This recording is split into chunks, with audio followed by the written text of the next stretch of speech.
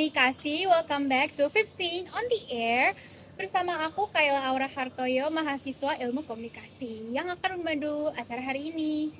Jadi hari ini kita akan membahas tema sentral kita, yaitu Mindset Switch, yang akan berfokus pada Digital Emotional Reactivity dan kaitannya dengan cancel culture.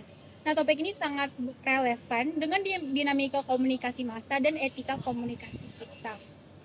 Oke, aku udah ditemenin dua narasumber keren nih dari Ilmu Komunikasi juga. Halo Kak. Halo semuanya. Boleh perkenalkan diri dulu? Halo, nama aku Fariza dan ini teman aku. Halo, nama aku Yaneta. Makasih udah mau datang ya. Terima kasih sudah mengundang kita. Ya, jadi pertama-tama kita harus mengertikan dulu kan apa itu fenomena Digital Emotional Reactivity. Jadi fenomena DER dan cancel culture adalah contoh nyata dari efek media sosial sebagai agen kontrol sosial. Nah, kita melihat kecepatan difusi informasi yang tidak terkendali. Nah, menurut perspektif kalian nih sebagai mahasiswa komunikasi, bagaimana sih kalian melihat fenomena DER ini dan kaitannya dengan cancel culture? Menurut perspektif kita sebagai mahasiswa ilmu komunikasi, fenomena DER ini muncul karena pesan yang kita terima sering banget dipahamin pakai emosi, bukan logika. Nah, disitulah komunikasi jadi berjalan buruk. Nah, cancel culture sendiri bisa dijelasin lewat teori spiral of silence, di mana suara mayoritas yang dipicu emosi lebih banyak dan ngebuat pendapat orang lain yang berbeda pikiran jadi nggak pede nih buat ngungkapin apa pendapat mereka. Oh, oke. Jadi bisa kita simpulkan bahwa DER ini adalah pola respons emosional ya yang meningkat karena paparan konten internet. Iya, betul. Dan ini menjadi bahan bakar utama cancel culture. Jadi ketika emosi terstimulasi, respons kita langsung muncul. Jadi bagaimana sih interaksi cepat ini membentuk cancel culture? Interaksi cepat ini tuh bikin terbentuk yang namanya massa digital. Nah, mereka tuh jadi mudah banget kayak kebawa emosi bareng-bareng sampai akhirnya masuk ke kondisi histeria massa. Nah, pola komunikasi kayak gini tuh sering banget kita temuin gak sih? Iya, pasti dong. Nah, apalagi dan di internet ya. Nah, ini tuh kayak gak baik banget gak sih buat kita dan orang-orang. Oke, jadi aku punya contoh situasi kecil nih. Jadi misalnya seseorang salah ketik atau misalnya membuat dark joke, terus seketika pesan itu disalahartikan, lalu screenshot menyebar dan efek snowball terjadi. Jadi bagaimana sih reaksi emosional cepat dapat menyebabkan tekanan massa dan efek snowball hingga berujung jadi cancellation? Kalau untuk dalam konteks ini ya, komunikasi kelompok itu, emosi cepat ini tuh memicu namanya groupthink. Efek snowball terjadi karena kecepatan penyebaran pesan viral, terus reaksi emosional yang terjadi itu bakal nggak terkontrol gitu. Apalagi kalau di internet, kita kan nggak bisa kontrol omongan orang gitu ya. Terus kalau misalkan dikalikan dengan bola salju yang besar dan sulit dihentikan kayak gitu. Oh gitu. Jadi kunci utama mengatasi DER adalah mindset switch, yaitu perubahan cara kita memproses stimulus digital. Nah, Kak Fariza dan Kak Yaneta, dari sudut pandang kalian nih, gimana sih sebagai anak Ilkom, apa sih mindset switch utama yang perlu kita terapkan?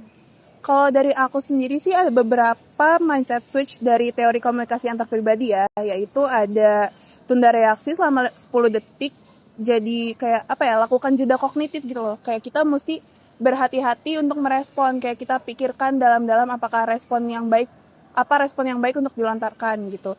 Terus yang kedua yaitu ada cek konteks sebelum meledak, alias kita harus ngertiin dulu nih konteks apa yang harus kita bahas sebelum kita emosional kayak gitu. Kan biasanya ada ya orang kalau emosi atau marah atau nangis, pokoknya jika emosionalnya lebih tinggi daripada kognitifnya, ngejawabnya tuh bakal ngasal kayak gitu, bakal meledak-ledak kayak gitu. Terus kalau misalkan kamu ada nggak, Yanita? Hampir sama sih, kayak nggak semua hal tuh harus dibales. Jadi kayak kita perlu nyari informasi juga nggak sih?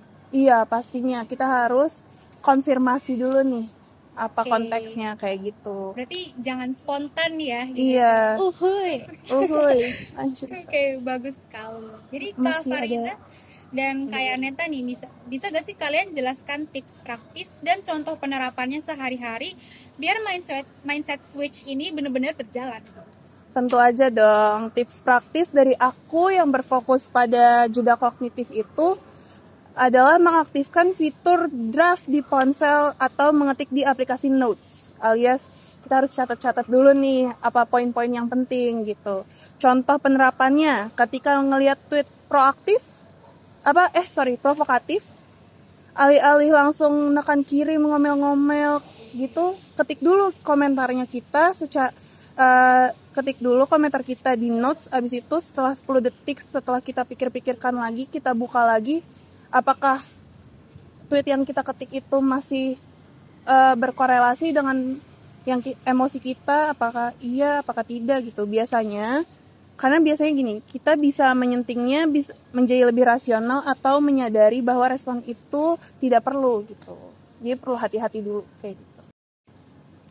Oke, kalau Kak Neta? Iya, jadi kayak kita perlu lihat dulu sih, ya bener kayak kata Kak Fariza tadi, kayak kita perlu lihat dulu nih ketikan kita masih kesulut sama emosi atau enggak, dan masih kayak bener atau enggak. Jadi baru kita sunting lagi ya benar.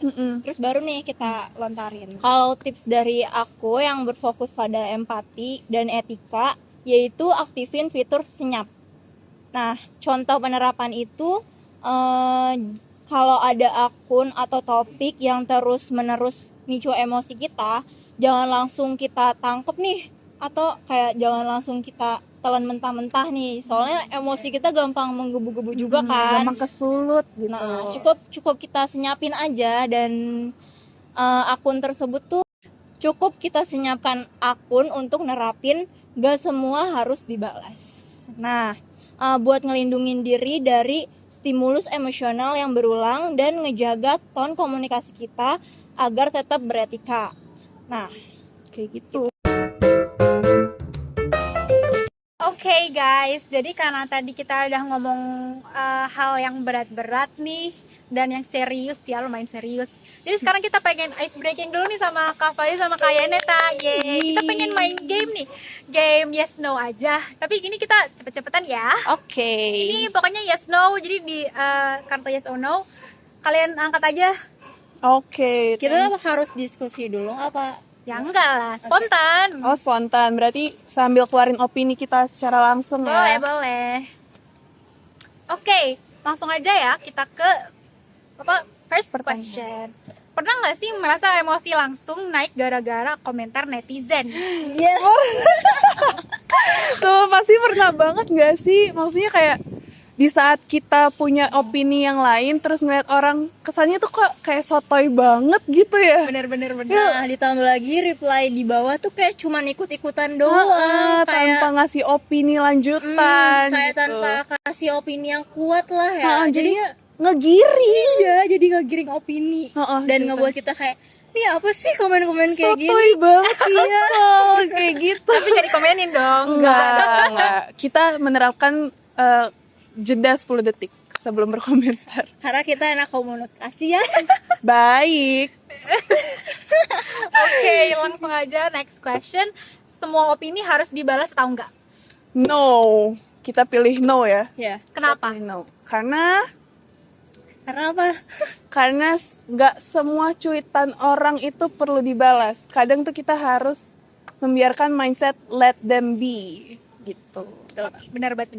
Kayak nggak semua bisa kita kontrol guys, ya kan? Iya. Karena tiap orang juga punya pemikirannya masing-masing. Tapi kadang emang ada orang yang pemikirannya Nyebelin. Tapi nggak apa-apa, semua orang kan berhak mempunyai jalan pikiran masing-masing. Benar. Oke. Selagi tidak menggiring ya guys. Apalagi Oke, hoax. Oh ya sorry. Langsung aja next question. Cancel culture selalu solusi. Ya Neta dulu deh, coba. Yes or no Yes nih, or cancel no? culture itu solusi, dijadiin solusi. yes. Kenapa? Kenapa kira-kira? Karena Tapi aku juga setuju sih, aku juga yes.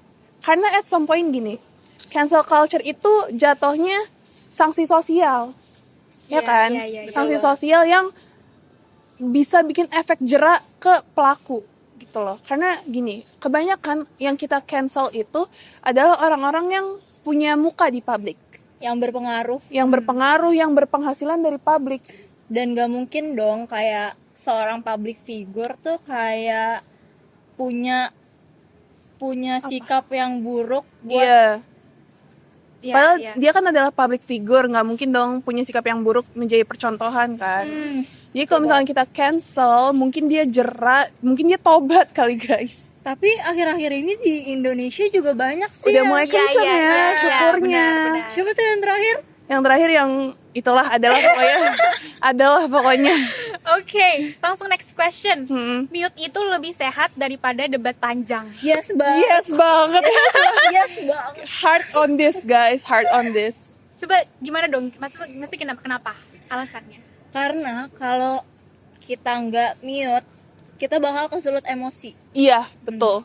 Dan kita malah jadi orang yang ngeluarin opini Sembarangan. sembarangan. Dan bakal banyak orang yang ikut-ngikut opini yang kesulut emosi juga. Berarti lebih ke ini Diemin ya? aja. Diemin aja. Let them be.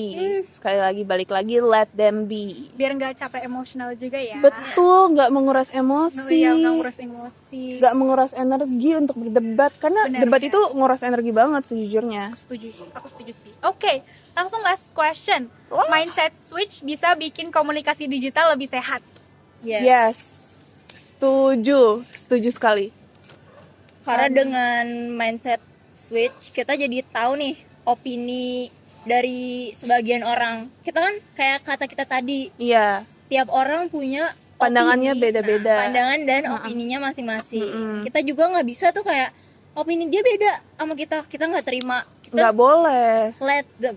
Let them be. Karena mindset switch ini membuat kita mempunyai pandangan dari sisi yang lain, guys. Gitu. Oke. Kita berusaha memahami pandangan orang itu kayak gimana, gitu loh. Oh, oke. Nah, kita juga bisa milah nih mana opini yang kesulut emosi sama Opini yang pakai logika, gitu. Plus dulu dong, jawabannya bagus banget, ilkom banget. Udah nggak ilkom banget ya. Udah ngilkom banget Ilkom nih. banget nih. Okay, thanks for the answers. Oke, kita nggak kerasa ya udah sampai di penghujung acara. Oke, dari diskusi hari ini kita bisa mengambil kesimpulan penting, yaitu cancel culture lahir emosi yang kerap tidak diproses terlebih dahulu. Dan kita harus menegaskan mindset switch sama dengan lebih sehat dalam berinteraksi online. Terima kasih banyak Kak Fariza dan Kak Yaneta. Terima Makasih kasih ya. Kak Kayla Iya, sudah sama-sama. mengundang kita. Terima kasih atas wawasan yang mendalam ini. Sampai jumpa lagi teman-teman, terutama dari komunikasi di 15 on the air. See you next time.